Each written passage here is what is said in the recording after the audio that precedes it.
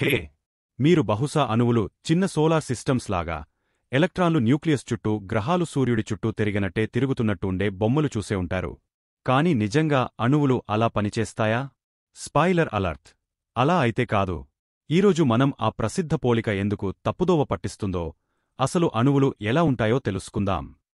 ఈరోజు మనం అణువులతో ప్రారంభిస్తున్నాము. అవి చిన్న సోలార్ సిస్టమ్స్ లాగా ఎందుకు ఉండవో తెలుసుకుందాం. 20వ శతాబ్దం ప్రారంభానికి ఒక చిన్న ప్రయాణం చేద్దాం. ఎర్నెస్ట్ రూథర్ఫోర్డ్ మరియు నీల్స్ బోర్ వంటి శాస్త్రవేత్తలు ప్రతిదానికి ఈ చిన్న బిల్డింగ్ బ్లాక్స్ నిజంగా ఎలా ఉంటాయో అని ఆలోచిస్తూ తలలు పట్టుకున్నారు. రూథర్ఫోర్డ్ ఒక ప్రసిద్ధ బంగారు రేకు ప్రయోగం చేసి, అణువులకు చిన్న, దట్టమైన కేంద్రం, న్యూక్లియస్ ఉంటుందని, దాని చుట్టూ ఎలక్ట్రాన్లు తిరుగుతూ ఉంటాయని కనుగొన్నాడు. ఇది ఒక రకంగా సూర్యుడి చుట్టూ గ్రహాలు తిరుగుతున్నట్లు కనిపించింది. తరువాత బోర్ ఈ ఆలోచనను కొంచెం ముందుకు తీసుకెళ్లి, ఎలక్ట్రాన్లు నిర్దిష్ట మార్గాల్లో మాత్రమే ఉండగలవని, ప్రతి మార్గానికి ఒక నిర్దిష్ట మొత్తంలో శక్తి ఉంటుందని చెప్పాడు. ఇది చాలా పెద్ద విషయం, ఎందుకంటే ఇది అణువులు నిర్దిష్ట రంగులలో కాంతిని ఎందుకు విడుదల చేస్తాయో వివరించింది. ఒక ఎలక్ట్రాన్ ఎక్కువ శక్తి ఉన్న మార్గం నుండి తక్కువ శక్తి ఉన్న మార్గానికి దూకినప్పుడు అది కాంతిని విడుదల చేస్తుంది, మరియు ఆ కాంతి యొక్క రంగు శక్తి వ్యత్యాసంపై ఆధారపడి ఉంటుంది. చాలా బాగుంది కదా? కానీ బోర్ నమూనాకు కొన్ని పరిమితులు ఉన్నాయి. ఇది సాధారణ హైడ్రోజన్ అణువులకు బాగా పనిచేసింది, కానీ మరింత సంక్లిష్టమైన వాటితో కష్టపడింది. మొదటి చూపులో సోలార్ సిస్టమ్ ఆలోచన చాలా ఆకర్షణీయంగా ఉంది. మధ్యలో ఒక బరువైనది, సూర్యుడు లేదా న్యూక్లియస్, మరియు చుట్టూ చిన్నవి, గ్రహాలు లేదా ఎలక్ట్రాన్లు కదులుతున్నాయి. ఉదాహరణకు, ఆక్సిజన్లో 8 ఎలక్ట్రాన్లు ఉన్నాయి, మన సౌర వ్యవస్థలో 8 గ్రహాలు ఉన్నట్లే. ఇది చక్కని చిన్న పోలిక. బహుశా అందుకే ఇది మన మనస్సుల్లో మరియు పాఠ్యపుస్తకాల్లో ఉండిపోయింది. కాని ఇక్కడే విషయాలు ఆసక్తికరంగా మారుతాయి. ఈ చిత్రం ఊహించడానికి సులభంగా ఉన్నప్పటికీ, మీరు నిజమైన సైన్స్, దాని భౌతిక శాస్త్రాన్ని పరిశీలిస్తే అది సరిగా సరిపోదు. అణువులు నిజంగా చిన్న సోలార్ సిస్టమ్స్ ఎందుకు కావో వివరిస్తాను. మొదట, ఇక్కడ పనిచేసే శక్తులు పూర్తిగా భిన్నమైనవి. మన సౌర వ్యవస్థలో గురుత్వాకర్షణ శక్తి గ్రహాలను సూర్యుడి చుట్టూ వాటి కక్ష్యల్లో ఉంచుతుంది. కాని అణువులలో విద్యుదయస్కాంత శక్తి ప్రధాన పాత్ర పోషిస్తుంది. సానుకూల ఛార్జ్ కలిగిన న్యూక్లియస్ ప్రతికూల ఛార్జ్ కలిగిన ఎలక్ట్రాన్లను బలంగా ఆకర్షిస్తుంది. గురుత్వాకర్షణ బాగా అణు స్థాయిలో అది చాలా బలహీనంగా ఉంటుంది, అది ప్రాథమికంగా పరిగణనలోకి కూడా రాదు. తరువాత మనకు వేర్వేరు నియమాలు ఉన్నాయి. గ్రహాలు మనం క్లాసికల్ మెకానిక్స్ అని పిలిచే వాటిని అనుసరిస్తాయి. అంటే, ఒక గ్రహం ఎక్కడ ఉందో మరియు ఎంత వేగంగా కదులుతుందో మీకు తెలిస్తే, మీరు దాని మొత్తం మార్గాన్ని దాదాపుగా గుర్తించవచ్చు. మరోవైపు, ఎలక్ట్రాన్లు క్వాంటం మెకానిక్స్ నియమాల ప్రకారం పనిచేస్తాయి. వాటికి నిర్దిష్ట మార్గాలు ఉండవు. బదులుగా, అవి తరంగ ఫంక్షన్ అని పిలువబడే ఒక రకమైన అస్పష్టమైన సంభావ్యత స్థితిలో ఉంటాయి. ఇది కొంచెం గందరగోళంగా ఉంటుంది, నాకు తెలుసు. ఇది వినండి. అణువులు నిజంగా చిన్న సోలార్ సిస్టమ్స్ లాగా ఉంటే, అవి అసలు ఉనికిలో ఉండవు. క్లాసికల్ ఫిజిక్స్ ప్రకారం, ఆ ఎలక్ట్రాన్లు నిరంతరం శక్తిని కోల్పోతూ క్షణంలో న్యూక్లియస్లోకి దూసుకుపోతాయి, అణువు కుప్పకులిపోతుంది. కాని అణువులు స్థిరంగా ఉంటాయి. అంటే క్వాంటం స్థాయిలో ఏదో ప్రాథమికంగా భిన్నంగా జరుగుతోందని అర్థం. దాని గురించి ఆలోచించండి. ఎలక్ట్రాన్లు గ్రహాల వలె తిరుగుతూ ఉంటే, అవి నిరంతరం దిశను మారుస్తూ ఉంటాయి, అంటే అవి వేగవంతం అవుతాయి. మరియు విద్యుదయస్కాంతత్వం యొక్క నియమాల ప్రకారం, వేగవంతమయ్యే ఛార్జ్డ్ కణాలు శక్తిని విడుదల చేస్తాయి. కాబట్టి, ఆ ఎలక్ట్రాన్లు శక్తిని కోల్పోయి, మీరు ఊహించినట్లుగానే, చాలా వేగంగా న్యూక్లియస్లోకి దూసుకుపోతాయి. అణువులు స్థిరంగా ఉండటం వలన ఎలక్ట్రాన్లు సాధారణ కక్ష్యల్లో తిరగడం లేదని తెలుస్తుంది. కాబట్టి, అవి తిరగకపోతే, ఎలక్ట్రాన్లు నిజంగా ఏమి చేస్తున్నాయి? బాగా ఆధునిక క్వాంటం మెకానిక్స్ ప్రపంచంలో, ఎలక్ట్రాన్లు ఆర్బిటాల్స్ అని పిలువబడే ప్రాంతాలలో ఉంటాయి. వీటిని ఎలక్ట్రాన్ కనుగొనబడే అధిక సంభావ్యత ఉన్న త్రిమితీయ ప్రదేశాలుగా భావించండి. ఉదాహరణకు, ఏస్ ఆర్బిటాల్ అని పిలువబడే సరళమైన ఆర్బిటాల్, న్యూక్లియస్ చుట్టూ ఒక గోళంలా ఉంటుంది. ఎలక్ట్రాన్ ఆ గోళంలో ఎక్కడైనా ఉండవచ్చు, కాని ఏ క్షణంలోనైనా అది ఎక్కడ ఉందో ఖచ్చితంగా చెప్పలేము. ఈ అస్పష్టత హైసెన్బర్గ్ అనిశ్చితత్వ సూత్రం వల్ల వస్తుంది.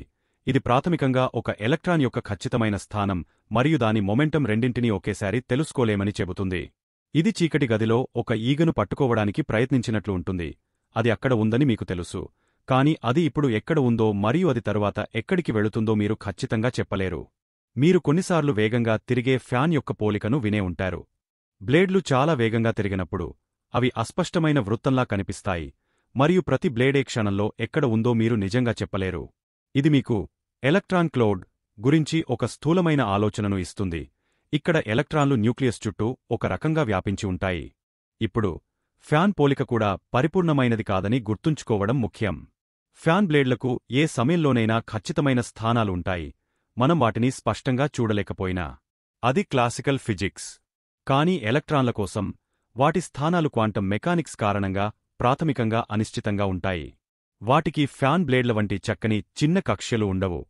కాబట్టి ఫ్యాన్ సంభావ్యత మేఘం యొక్క ఆలోచనను దృశ్యమానం చేయడానికి ఒక సాధారణ మార్గం మాత్రమే, కాని అది క్వాంటం మెకానిక్స్ యొక్క పూర్తి వింతను సంగ్రహించదు.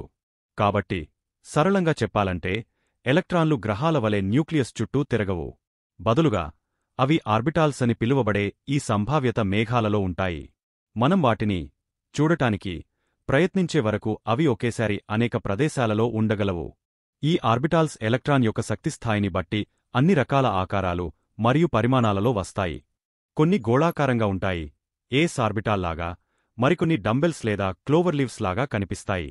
మరియు గ్రహాలు ఎక్కువగా ఒకే చదునైన తలంలో తిరిగినట్లు కాకుండా ఆర్బిటాల్స్ త్రిమితీయ స్థలంలో అన్ని రకాల విభిన్న దిశలలో అమర్చబడి ఉంటాయి. మరొక పెద్ద తేడా ఏమిటంటే ఎలక్ట్రాన్లు నిర్దిష్ట మొత్తంలో శక్తిని మాత్రమే కలిగి ఉండగలవు. అవి న్యూక్లియస్ నుండి నిర్దిష్ట శక్తి స్థాయిలలో మాత్రమే ఉండగలవు, ఏ దూరంలోనైనా కాదు.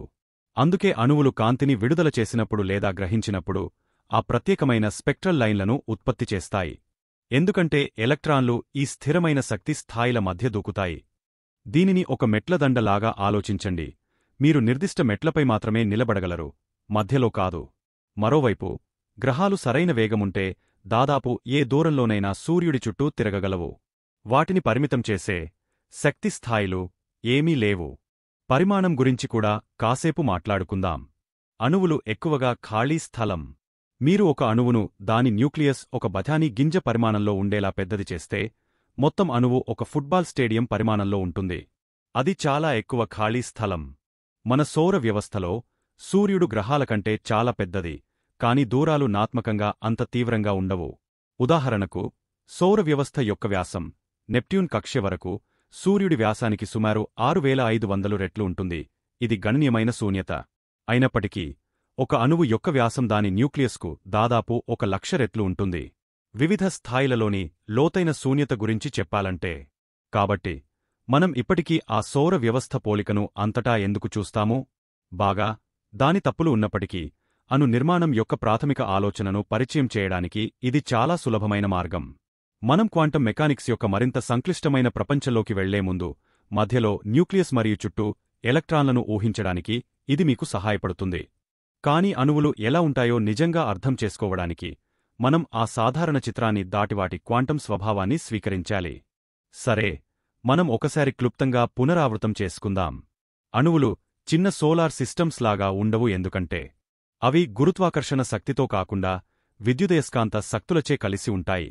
ఎలక్ట్రాన్లు స్థిరమైన కక్ష్యల్లో కాకుండా సంభావ్యత మేఘాలలో ఆర్బిటాల్స్ ఉంటాయి. గ్రహాల నిరంతర కక్ష్యల వలె కాకుండా ఎలక్ట్రాన్లు నిర్దిష్ట వివిక్త శక్తి స్థాయిలను మాత్రమే కలిగి ఉంటాయి. అనిశ్చితత్వ సూత్రం మరియు తరంగకణ ద్వంద్వత్వం వంటి క్వాంటం మెకానిక్స్ యొక్క వింత సౌర వ్యవస్థలకు వర్తించదు. కాబట్టి ఆ సౌర వ్యవస్థ పోలిక సహాయక ప్రారంభ స్థానం అయినప్పటికీ అణువుల నిజమైన ప్రపంచం చాలా విచిత్రమైనది మరియు ఆకర్షణీయమైనదని గ్రహించడం చాలా ముఖ్యం. ఇప్పుడు అణువులు చిన్న సోలార్ సిస్టమ్స్ లాగా లేవని మీకు తెలుసు కాబట్టి మీరు ప్రశ్నించిన ఇతర సైన్స్ భావనలు ఏమిటి? మీ ఆలోచనలు మరియు మీరు ఎదుర్కొన్న ఇతర తప్పు అభిప్రాయాలను క్రింద కామెంట్స్లో తెలియజేయండి. కలిసి నేర్చుకుందాం మరియు అన్వేషిద్దాం. మరియు గుర్తుంచుకోండి, ప్రతిదీ ప్రశ్నించండి మరియు మరింత తెలుసుకోండి. తదుపరి వీడియోలో కలుద్దాం.